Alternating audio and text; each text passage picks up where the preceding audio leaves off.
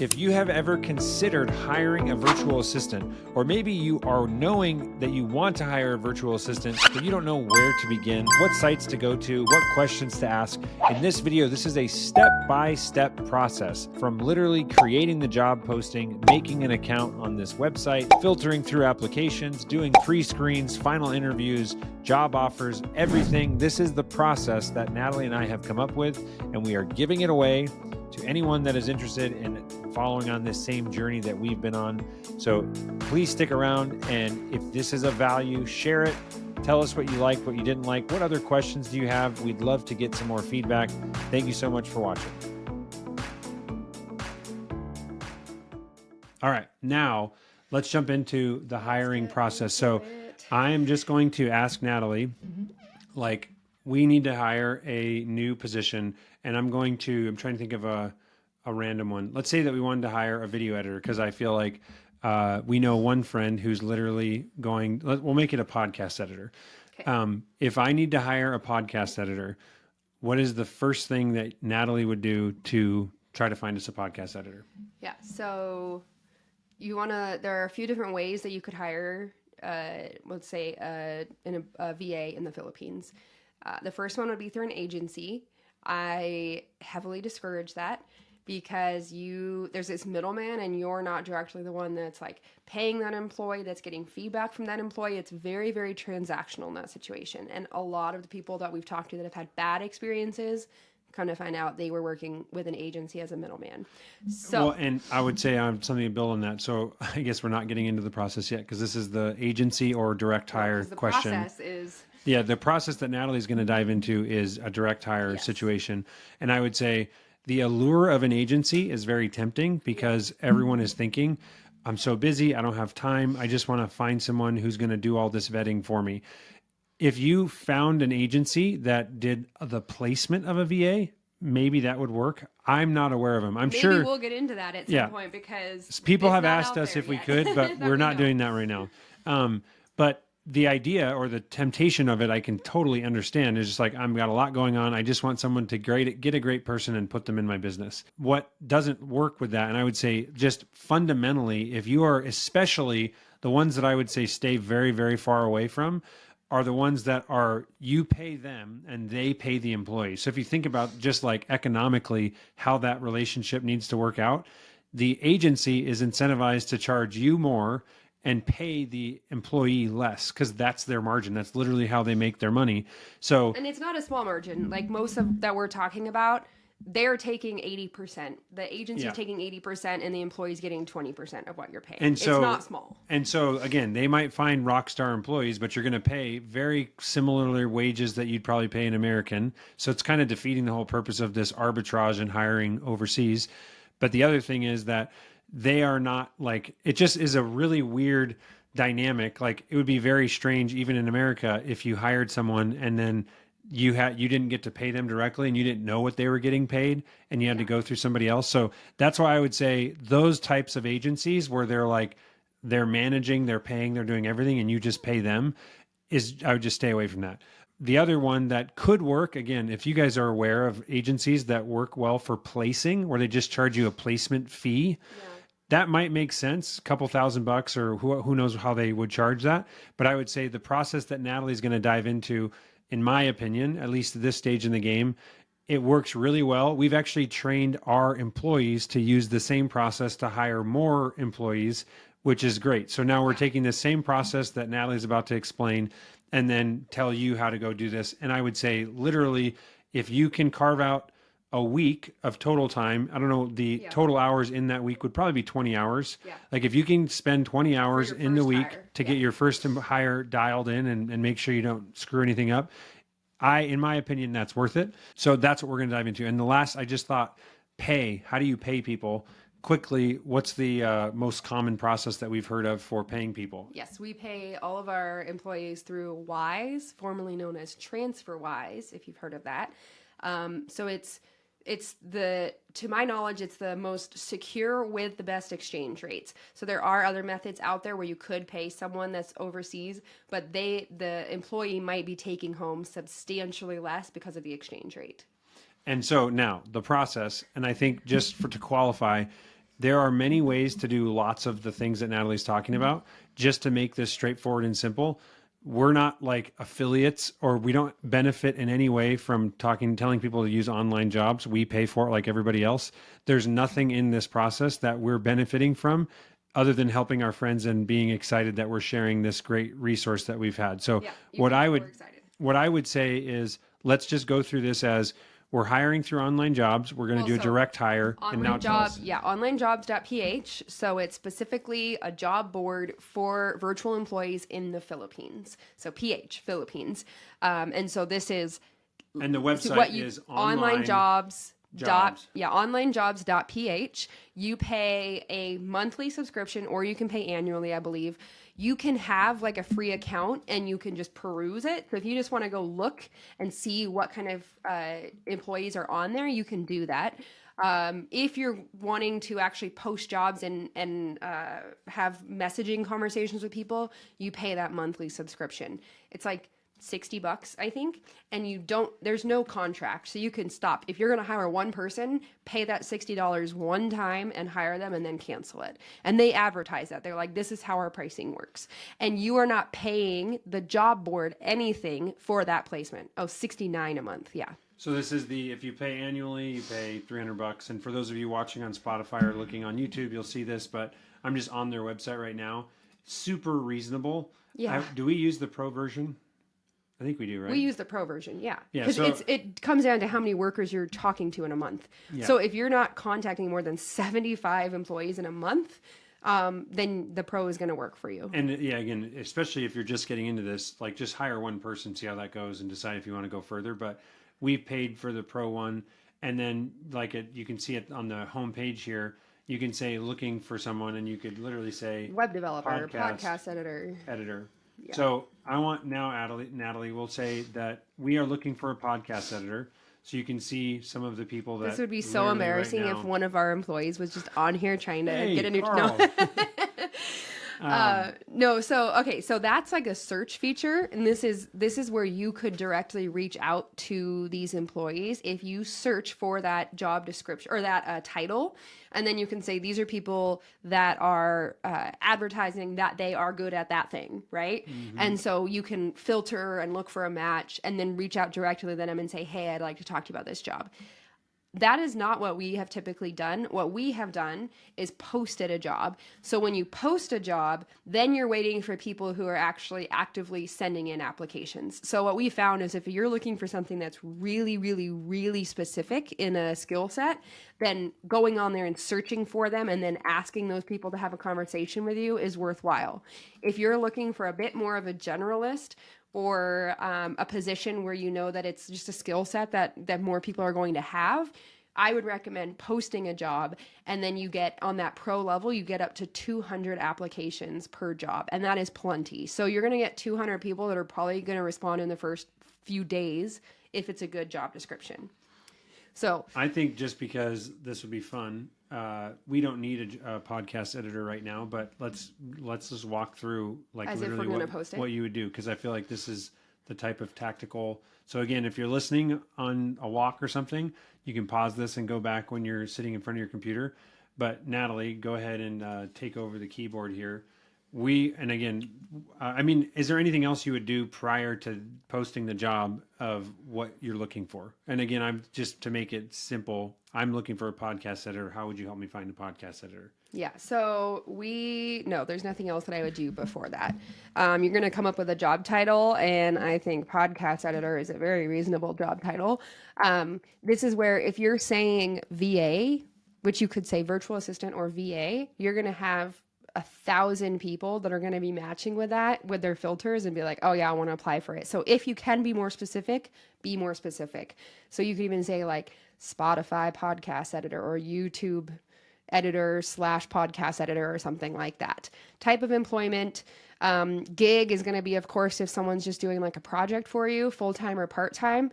I typically leave it as any because it depends. If you know you have full-time work for that person, definitely put full-time. But we've had a number of employees that have started with us part-time and transitioned to full-time.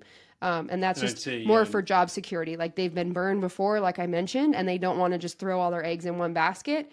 and then have everything be full-time with you. So keep that in mind.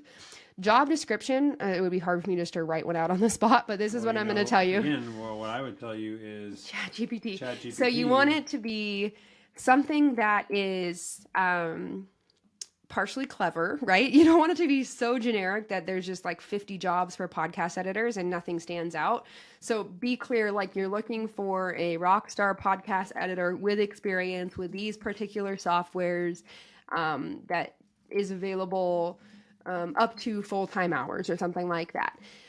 The other things that are really important in the job description, which Chris is just, are you screen sharing this right now? Yeah. Okay. So I would say if you not use ChatGPT, this is game changing. This is a good option. But I'm hiring a virtual assistant in the Philippines that I want to edit my podcast. Can you please create a job description? So first of all, you could, it doesn't matter. It'll figure that out. You could go in and just do that.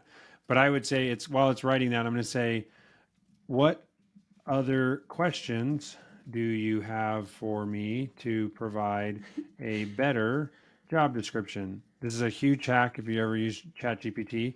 What am I not asking you that I need so to we're ask telling, you? and it's like still generating, so I'm just going to stop that and ask this additional thing. So now to create a more tailored job description, it's going to ask you for specifics. Yes. So we'll pause this video and our editor, who's going to edit this, can edit or chop this out as we're typing it, but we'll go ahead and just type this in really quick. So Natalie, why don't you go ahead and reply or answer all those questions, or as many of them as you want. So we're just going to narrate what we did so far. Go ahead. Okay, so in this job description, after asking for ChatGPT to give us more feedback, Natalie went through and answered a couple of these questions. We're going to go ahead and submit this. And now we'll watch here's the new job title, Virtual Podcast Editor Assistant, location remote, job type flexible.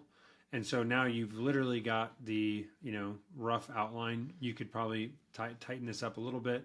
I'm going to go ahead and just take the work schedule. Okay, so this is important, but we're missing one of the most important things that I do in job descriptions, right? What's the most important? Okay, thank you for asking.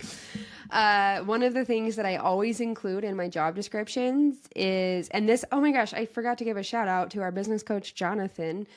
He was actually also one of the first people that was like, you guys need a virtual assistant. You need VAs.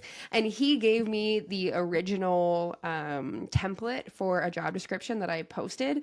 And one of the things that I loved about it is that within the text, there was a specific request for how they respond with their application. So send me your resume with your application, and also tell me your favorite 90s movie, or what's the last book you read, or something really specific like that, and put that in your subject line. So you're telling them in the job description that when they reply, please put that answer to that question in the subject line. The reason why this is important is because people can be mass applying, and they're just, it would be a waste of your time. They already took a job 4 days ago, right? And they're just sending their application to everybody. So asking for that, not only is it going to eliminate the people that are mass applying, but it's also going to make sure that they actually read about your job and they're ready to have a conversation with you. So a simple example of this, I had posted a job for a content creator, and we were actually thinking content creator. I can't remember what it was actually for, but it was not related to social media. We had no social media presence at the time. And I had so many people applying, telling me how great they were with social media. And I was like, you didn't read this job description, because I actually don't want you for social media. And so you recognize, okay, a bunch of these people didn't actually read it. So that is one of the most critical things. And if this is where it's like, you kind of have to be ruthless. Like, I'm seeing good applicants, but they didn't follow that direction, they're off the list. Sorry. Yep. And so filling out the rest of this, you'd say, okay, wage and salary per month. This is a confusing thing because it's actually like free text. So be mindful about how you're writing this out. I always write it out in an hourly wage, because you just see a bunch of random amounts and you don't know if they're saying this is what they want per week or what. So make this broad, $5 to $20 per hour or something, depending on what the job is. Make it really broad, because if you're really, really specific and you're saying, I'm going to pay X amount per hour, it's not going to be in people's filter if they're looking for jobs. Number of hours, I would say 40 if you think it's going to be up to a full-time position, because if someone's looking for 10 hours on the side of another job, they're going to say, hey, this isn't the job for me. And then skills, this is where you're just going to look at what's your actual job. And this is actually where it searches. So yeah, it's like a keyword search. So you're saying you want them to be able to do a specific type of editing or have a specific type of experience. And you can make sure that you're not getting someone that wants to make short films and do that type of video editing, and you need 2-minute, social reels. So go through that, find what's applicable, and then you can decide with notifications. I would say send applications immediately to your email address. If you're not going to be by your computer, you want to be able to check it on your phone and see those applicants, or make sure that you're following this closely after you post this job. And keep the time zone difference in mind. I would say definitely give it 24 hours. If some people are working during their day and some people are working during their night, they may be on and applying for jobs at different times. Is there anything else you think we should go through this, or should I exit out of this? Nope, let's exit out of this. Okay. So then the next thing is you've now posted your job. And again, just for the sake of time here, we're saying this, you posted this on what day of the week? A Tuesday. So you posted this on Tuesday. Now you've got a couple of hours to set up the way that you want to schedule interviews. Mm-hmm. And tell us about that. Yeah. So I think it's important to allow the applicant to schedule with you. And so what I have done in the past is, so if it's being posted on a Tuesday, I'm going to say Thursday, I'm doing the first round of interviews. So that gives people time to apply on Tuesday and Wednesday, and for me to invite them to those interviews for Thursday. Create a scheduling link like with Calendly, or we use HubSpot. So we have meeting links. And what I would do is block out like 6 consecutive hours in my day, and then make 20-minute time slots. And this first interview is going to be, or actually 15-minute time slots, I think I did. You're going to do 15-minute time slots, and you're going to have them set that appointment for 10 minutes of those. So there's like a 5-minute buffer between your meetings, and you are going to have a marathon of first round interviews just to get through the top like 20 plus people that sent you applications, followed directions, and look like they have the skill set that you need. Don't get too deep into it. Like, this is where you're really just trying to do some basic first round screening. So you look at the applications that came in, see who followed directions, see who has an intriguing looking resume, and then if it looks good, you message them directly in that Online Jobs website and say, this looks great, here's my meeting link, please grab a time. And you put it on them to go in and grab that time that's going to work for them. And then they're responsible to show up to that these time. Are 10 minutes that they're booking. 10-minute meetings, and make it like a 15-minute. Give yourself 5-minute buffer, because otherwise you're literally not going to have a drink of water or go to the bathroom. But that's literally, you might think this is absolutely insane, but again, round one, all you're trying to do is probably interview 20 to 30 of like the promising ones, and just find out the rubric, which we'll talk about in a second, of like, you need to answer 4 questions about each person and score them, because you're not going to be able to remember. And it's just literally a grading rubric of like, who were my top 5, and we'll get into that, but go ahead. Let's get into that. So you schedule them all out. So you posted this job on Tuesday, Thursday, and maybe Friday, you're doing first round interviews. And they're going to be fast. And what I have done is I've created a rubric, and the things that I rate those employees on are going to be their English. And so this is going to be relative, because if you're posting a job for a web developer who is hardly ever going to talk to you and is never going to talk to clients, then they just need to have, good written English. If it's someone that's going to be answering the phone for you, you want to make sure that they're able to communicate effectively with your clients or customers. And so you're going to be rating them more on their spoken English. So I give a score 1 to 5, 5 being the best. How reasonable is their English? And you'll be surprised that many of the people that apply they have really no accent. And I would say it would be hard to know that they're even in another company or another country. And then I'm also going to grade them on written and spoken English. I'm also going to grade them on personality or how I feel like they would connect with our team. Once again, 1 to 5. And then the fourth thing I'm going to grade them on is competence, and that's specifically for that job role. So this is where I might make some notes of things that they say that they have experience with, or from their resume if I have it pulled up. But really, you're pretty ruthless because you're talking to a lot of people and you're just saying like, hey, I remembered this person. They had a great personality and connected with me. They get a 5 for that. Their written spoken English, and then their competence based on the job description. What questions are you asking outside of? So this is how you're kind of, if I'm not mistaken, the personality, written, spoken, and competence. You're kind of extracting that from the questions you ask. Yes. What are the questions you ask in the first interview? Hey, I just want to stop really quickly and tell you the business that we're talking about that we are hiring these awesome VAs for is for the Boolean Review software. And our plug here, Boolean Review is a software that helps painting businesses and other home service businesses get a huge number of Google reviews. It's the highest converting software on the market that we're aware of. And we're helping painting businesses to crush their competitors in their market and show up #1 on Google. And we're doing that just by making sure that their happy customers are getting that feedback out on Google, and we do it better than anyone that I'm aware of. So if this has brought value to you, or if you know of a business that has a lot of customers that could benefit from Google reviews, click the link below and check out the software and we can give you a demo. Yes, so the first interview, you want to get some questions in there that are going to have them speak to you unscripted, because I have been on a number of interviews where they clearly have, maybe they're not confident in their English, so they'll have answers written up and they're just like reading answers to you on their screen. Because you're not meeting them in person, you're meeting them on a screen. So you want to actually get a sense for how they are when it's not scripted or prepared. So I might ask them another random question like, tell me about, this is actually one that I always ask, tell me about the last time that you failed at something. We have a culture of, you want someone to be willing to be honest about if they've messed up or how they made amends or how they learned from it. And so asking that question is going to give you a sense of like, okay, so this one time at this job, or I've had some people be like, yeah, I like blew off this deadline and I was like, oh, okay. But I think the most important thing is outside of what they say, it's just like you said, how they respond and the context. And I think it's really true that like if you can just get someone.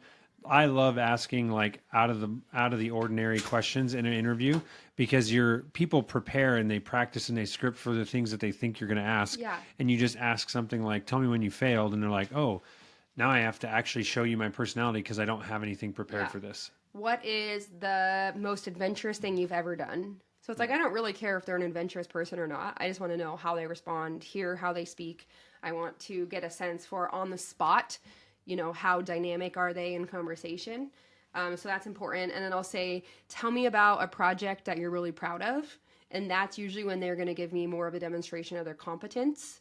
If they're like, yeah, I just learned how to start editing. And I'm like, oh, okay, so they don't have a ton of experience. So I ask questions that are not super targeted towards the job description. It's more like, tell me about a project. Tell me about something that you've learned. Tell me about a time you failed. And then like a person question. Tell me about the last adventure you went on, things like that. Who's a really important person in your life? Asking those type of questions, and it's boom, boom, boom, very fast. No more than really 4 or 5 questions in that first interview.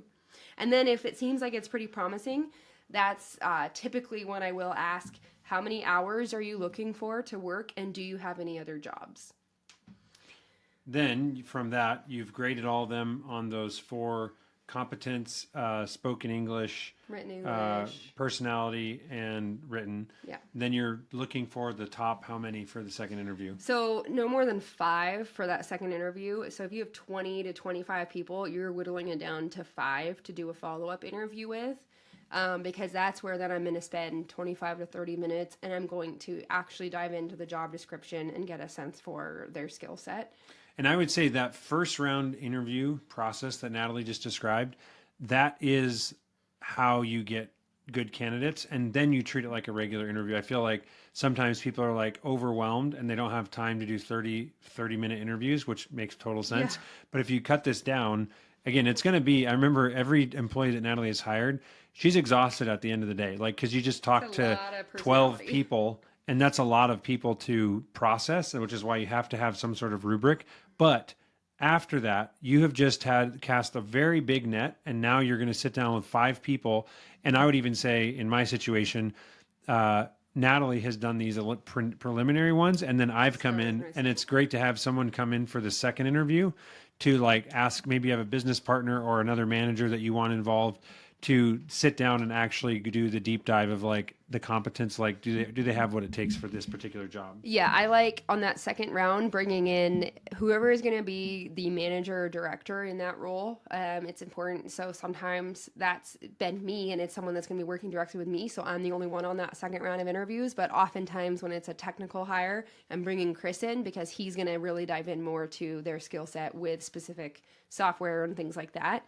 And that second round of interviews, this is where you also get really clear on their expectations. Are they looking for a job for 6 months? Are they wanting to transition out of another job and do this full time?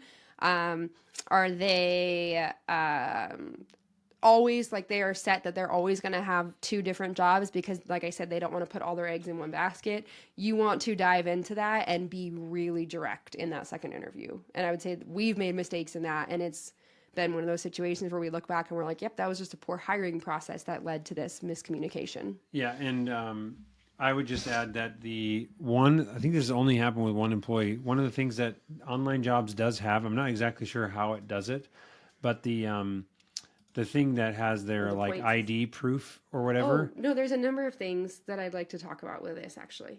Okay. So that's all the stuff that's happening in interviews. Going back to just how you use the Online Jobs platform, you can pin, hey, this was a good applicant, I'm going to pin them, and then they're in this other folder where you can just like do a bulk message to all those people to send them like these are the 20 people I want to send an interview request to. When you click on their profile, though, you can actually get a ton of information that they have submitted. Most of them, the vast majority of them, will have a 99 ID proof next to their name, which means they've submitted multiple forms of ID. You know that this is their bank account that they're associated with. This is their federal ID. And they are representing themselves correctly. Their social media, everything is showing that this is the person that you think they are. And I think every person that we've hired that has worked well had a 99. Did anyone not? Yeah, and no. We had one employee that didn't have, I think they had like a 60 or a 70. And that just means they hadn't, it doesn't mean that something is fraudulent looking. It just means that they had not elected to submit multiple forms of ID that were requested. But coincidentally, the person that didn't have that was one that didn't work out. And it was just kind of, again, I'm not saying that you can't find someone that doesn't have a 99 proof, but I just think that in our experience, if someone's serious about getting a real job, like I don't know why they wouldn't go through those processes of identifying themselves. Yes. And then you can also oftentimes see if they've taken an IQ test. You can see a DISC assessment. That's another really common one, their DISC profile, and see a bit about their personality. And then you can see how they rate themselves in their competence with a huge number of skills, which is pretty insightful. Like if they're like, yeah, I have a 1-star on website design because I had someone ask me to do it one time, but I never want to do it again, right? But you can see what they're thinking their strengths are, and it usually links to their website, which could be their LinkedIn, or oftentimes they'll have a really cool like website resume or CV. So those are all. Oh, and then the final thing when you're looking at the Online Jobs portal, so once you're not looking at that individual person's profile, but you're looking at their application to your job, they can designate a certain number of points of how excited they are basically about this particular job. So I think they get 100 points in a day that they can apply with. And so if they're like, I'm applying for this one job because I'm super excited about it, they're going to put all 100 points into your job. If they are mass applying, they may put 1 point in your job where you're like, okay, I can clearly see they gave me 1 point on this. They're applying to a ton of jobs. And Online Jobs actually now also will put a little star by a person if it'll say something like, it looks like this person's applying to a lot of jobs today. So it will actually notify you if someone's just copying and pasting through 1,000 jobs, right? So the point system is actually a pretty cool new thing to get a sense for how many jobs they're applying for or how actively they're looking. Anything else for that second interview to ultimately. So you do the second interview. Treat that like your normal interview. And then you identify at the end of that interview, at least this has been my experience. I tell everyone at the second interview, we'll let you know within the next 3 days if you're going to get the job. And hopefully but you then, let them know the next day. I would say the one that you go for, you let them know immediately. But generally, I'm just saying that you tell everybody, we'll let you know in the next 3 days.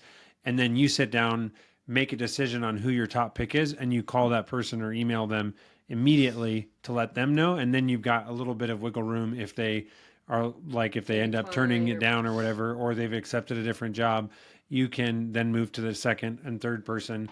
I don't think that ever has happened to us, but it's just something that I learned in my old job, that it's nice to just make sure that you've got a little bit of breathing room there.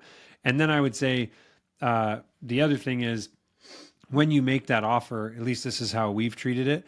We just explain what a probationary period is, which is something that at least in all my roles I've been familiar with.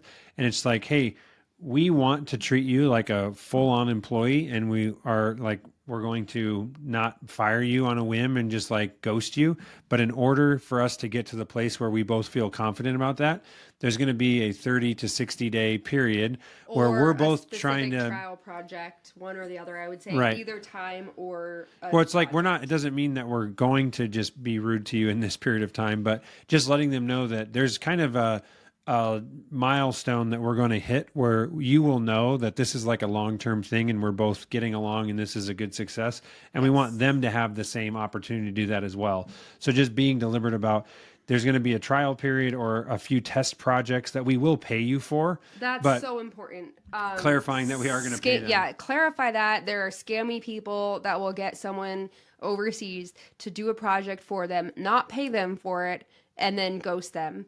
And so people are very hesitant. And so make sure you clarify, we're doing this trial period or this trial project, and this is exactly what we're going to pay you, either hourly and you're using Toggle or something to track your hours, or here's a flat rate, we're going to pay you for this new website or whatever. Yeah.